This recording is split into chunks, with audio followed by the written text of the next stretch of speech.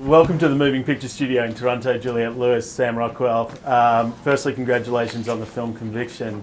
Very strong piece of work and really not a vanity project for either of you. Sam, tell me a little bit about what really hooked you in to work with Tony and on this amazing story.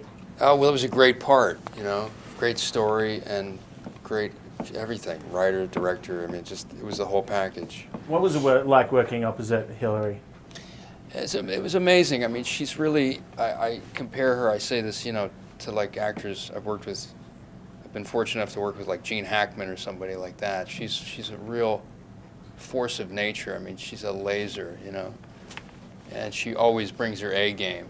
And it was kinetic. It was really amazing. Yeah. It's great when you get an actor-director, and especially somebody like Tony who's theater trained, and it's very, very, very useful, very helpful.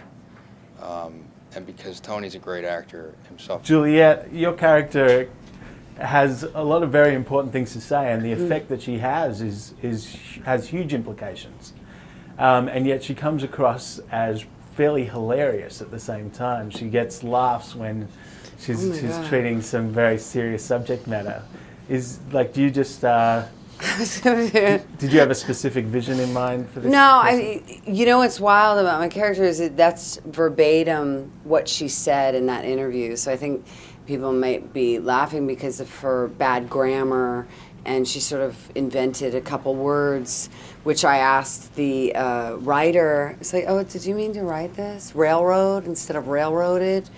And she went, no, this is how she spoke. It's my first dramatic part back in like 5 years, and it was so multi-layered and really a lot of firsts for me. This is the first time I aged to this extent on film. This is probably the worst I've ever looked on camera visually, so that's exciting for me because I didn't get into movies to play myself or to sell cosmetics.